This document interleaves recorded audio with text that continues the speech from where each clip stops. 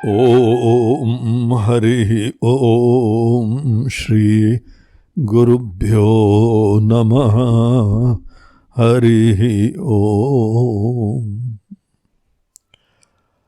आत्मबोध lesson number 22, 22वां पाठ। आइए सबसे पहले पाठ करें 22वें श्लोक की। अज्ञानान् मानसोपाधेः कर्तृत्वादीनि चात्मनि कल्प्यन्ते मुगते चन्द्रे चलनादि यथाम्भसः।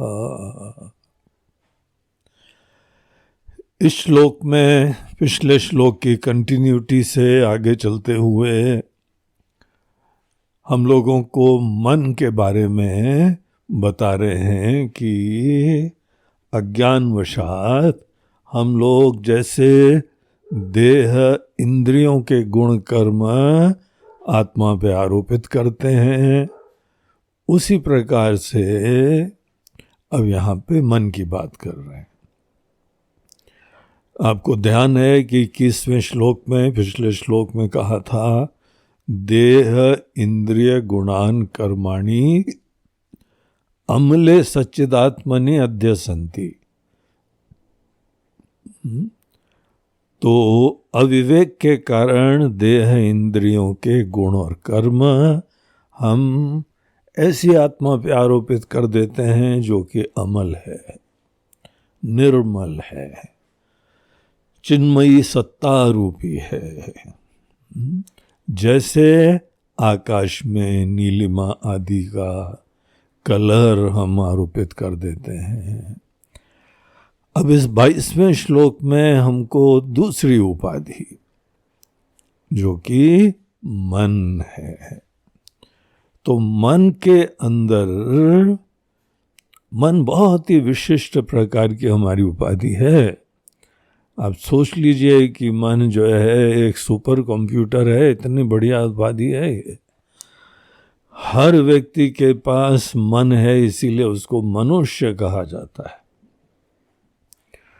मन के अंदर जो है संवेदना का सामर्थ्य, अनुभूति का सामर्थ्य, ये सब चीजें मन के अंदर हैं। और मन हमारी उपाधि है, हमारी ही एक इक्विपमेंट है, और हम लोग इसी के माध्यम से अनेकों प्रकार के कार्य करते हैं।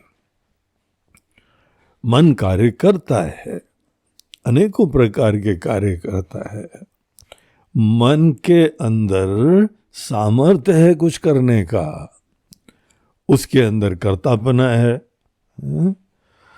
कोई बुद्धि का विचार आता है, प्रेरणा आती है, महत्व की बुद्धि होती है, उसके हिसाब से उसके अंदर कुछ प्रेरणा होती है करने की। और जैसे उसको संस्कार मिलते हैं परिवेश में, वो चीज़ करने का उसका संकल्प हो जाता है। और फिर उसके उपरांत एक बार इच्छा हो गई तो देखिए पूरी मशीन चालू। इच्छा की पूर्ति के लिए इंद्रियां भी, शरीर भी, तब तक हम लगे रहते हैं जब तक हमारे मन के अंदर ये इच्छा शांत नहीं होती है, पूरी नहीं होती है। तो मन के अंदर ये सब कुछ होता है, लेकिन ये हमको ध्यान रखना चाहिए कि ये हमारा मन है। मन की वजह से ये सब कार्य हो रहा है। आप उसके स्वामी हैं और मन आपका एक कारण है। लेकिन देखिए अज्ञान क्या करता है, जब हमको पता नहीं है कि हम वो सच्चिदात्मा, अमल, ऐसी चिन्मयी सत्ता है जिसके अंदर अपने आप में कोई कर्तृत्व आदि है ही नहीं, वो पूर्ण काम है। कर्तृत्व किसके अंदर होता है? जिसके अंदर कोई कमी होती है। कोई कमी होती है, फिर कमी को पूरा करने के लिए हम हाथ पैर मारते हैं, वो तब काम करते हैं। तो जो सच्चिदात्मा है, सच्चिदानंद स्वरूप है, अब सोच लीजिए उसके अंदर क्या कमी है। सर्वव्यापी है, पूरे दुनिया में व्याप्त है, सबके अंदर बाहर वही है, सब चीजों की आत्मा जो जो प्राप्त करना है वो पहले से वो है। इसका मतलब होता है सर्वव्यापी। ऐसी आत्मा है हमारी, लेकिन बस हमको पता नहीं है, मुझे मालूम न था। तो ये अज्ञान की देखी कीमत क्या होती है। अब हमारी स्थिति ऐसी हो गई कि हमको पता नहीं है, और यहाँ पे सामने एक मन विराजमान है, खूब बढ़िया काम वाम कर रहा है। अब इस मन का कर्तापना हम अपने ऊपर आरोपित कर लेते हैं। अज्ञान में एक शून्यता सी हो जाती है, हमको पता ही नहीं है, कुछ नहीं पता है, तो कुछ तो अपने बारे में धारणा आनी पड़ेगी ना। या तो प्रामाणिक ज्ञान है या कोई धारणा है। प्रामाणिक ज्ञान की तरफ हमारी प्रवृत्ति होनी चाहिए जब हमको कुछ नहीं पता है। लेकिन विडंबना तो ये भी है, ये भी नहीं पता कि हमको नहीं पता, और एक क्षण में सामने मन के द्वारा अनेकों कार्य संपन्न हो रहे हैं, मन दौड़ रहा है, इधर जा रहा है, उधर जा रहा है, सोच रहा है, संवेदना उत्पन्न हो रही है, ऐसा मन है। अब उस मन के कर्तृत्व आदि आत्मा पे वही आरोपित कर लेते हैं हम लोग। अब देखिए श्लोक के एक एक शब्द को देखिए। अज्ञानात् मानसोपाधे, अज्ञान के कारण मानस उपाधे, मन रूपी उपाधि के, क्या चीज, कर्तृत्वादिनी। तो कर्तृत्व आदि सबसे बड़ा तो है, उसमें कर्तापना है जो कि हमको पूरा चक्कर में लगा देता है। किसी चीज के भी पीछे कर्तापना उसका ही प्रधान चीज होती है, तभी कहानी आगे चलेगी।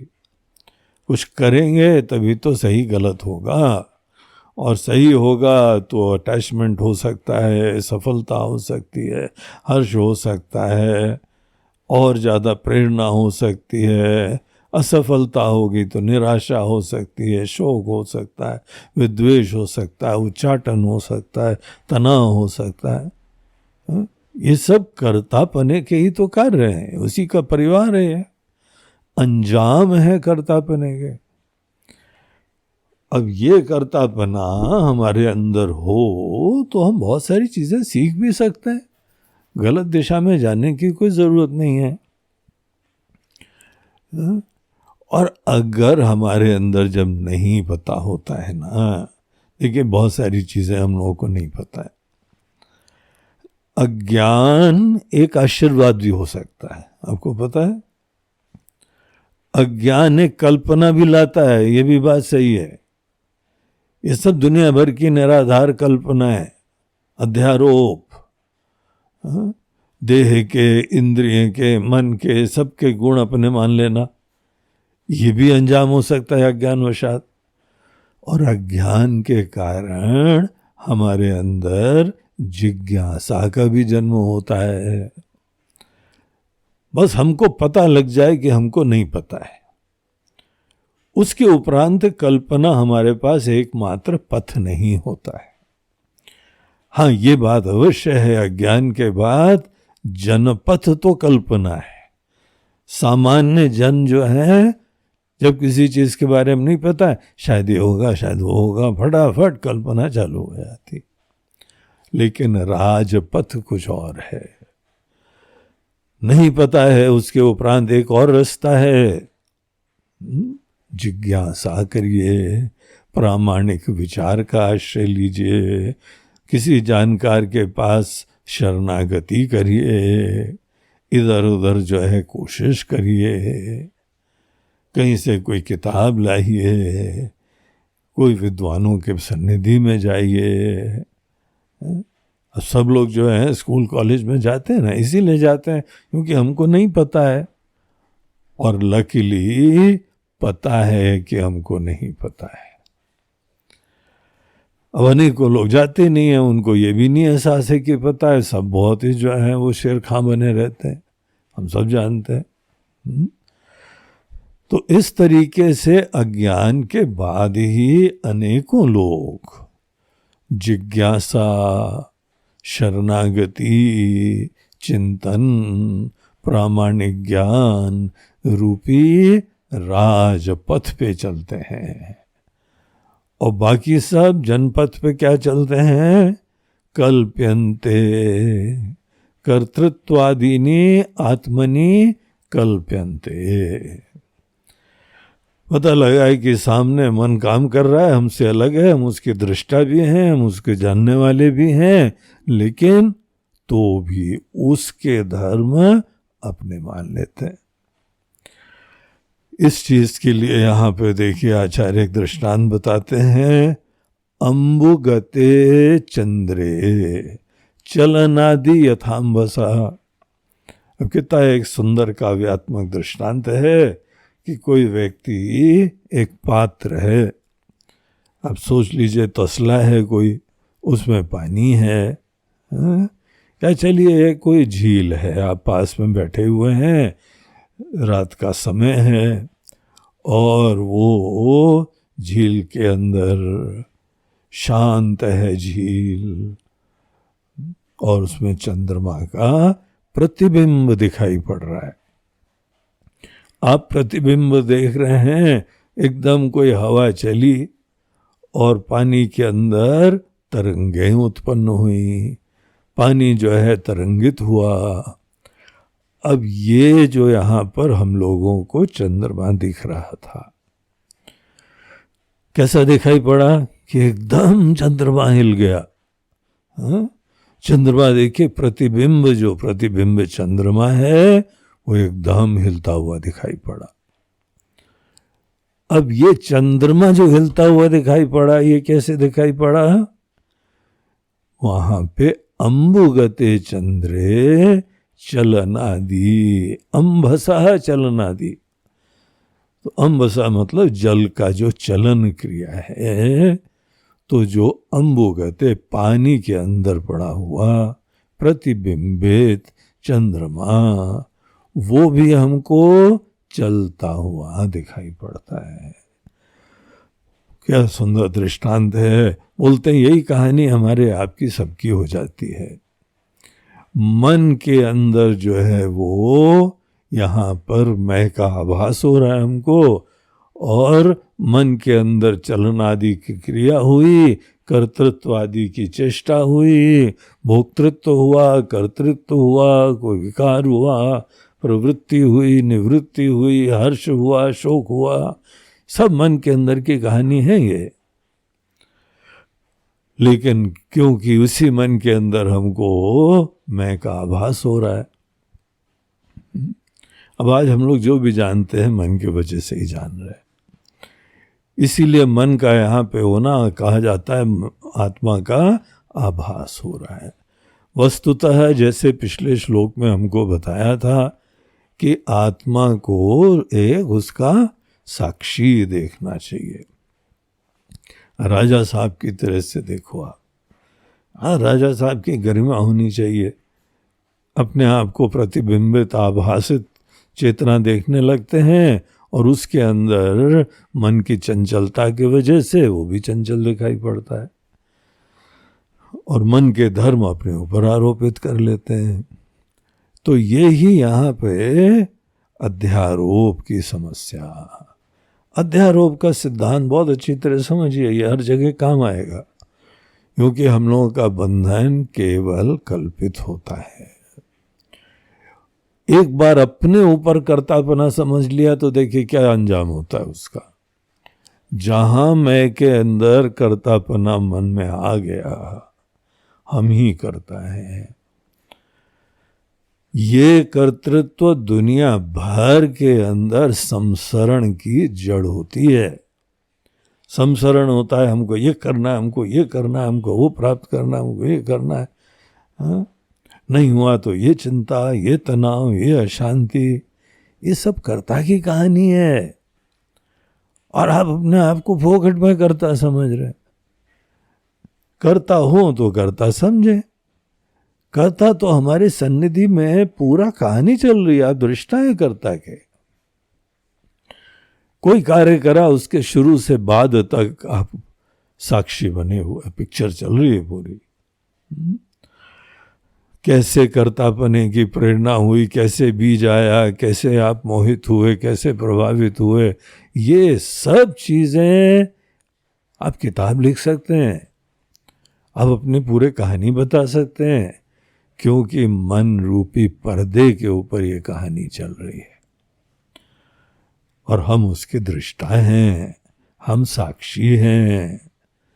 इस प्रकार से अपने आप को जानना चाहिए, न कि एक मन के अंदर आभासित मैं की अवधारणा। ये प्रामाणिक ज्ञान ना होने की वजह से ये अंजाम होते हैं। और पता लगा कहाँ पे क्या गरिमा महिमा है आपकी, कैसी पूर्णता है, कैसी चिन्मयी सत्ता है, कैसी ब्रह्म स्वरूप है, और ये दीनहीन तो एकदम छोटे से दीनहीन हम बन गए। एक बार दीनहीन हो जाते हैं तो कभी खत्म नहीं होएगा। अब काल्पनिक है, कोई सही में थोड़ी है दीनता। जब कल्पना करनी है तो दीनता वाली कर ली, या बड़प्पन की कर ली तो भी हवा में रहोगे केवल। तो वो बड़प्पन जो मन के अंदर कल्पित होता है, वो बड़प्पन भी आत्मा का धर्म नहीं है, वो सब मन की कहानी चल रही है। आत्मा इन सब चीजों से असंग, इनसे अछूती, इनसे परे चिन्मयी सत्ता होती है। इस तरीके से ये यहाँ पर इस 22वें श्लोक में हमको सिंपल सी यही बस सिद्धांत है जो पिछले श्लोक में कंटिन्यू करी थी, वो यहाँ पर भी पिछले श्लोक में देह और इंद्रियों के बारे में चर्चा करी, अब यहाँ पे मन के बारे में चर्चा कर रहे हैं। अगले श्लोक में इसी से कनेक्टेड रहता है, वहाँ पे बुद्धि के बारे में चर्चा करते हैं।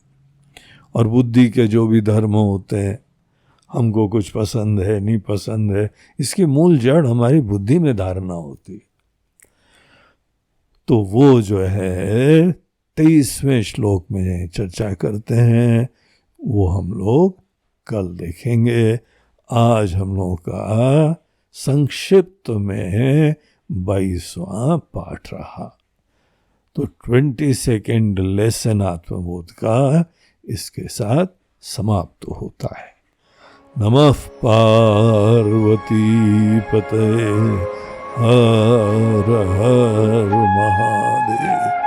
नर्मदे हर, बोलो गंगा मैया की जय।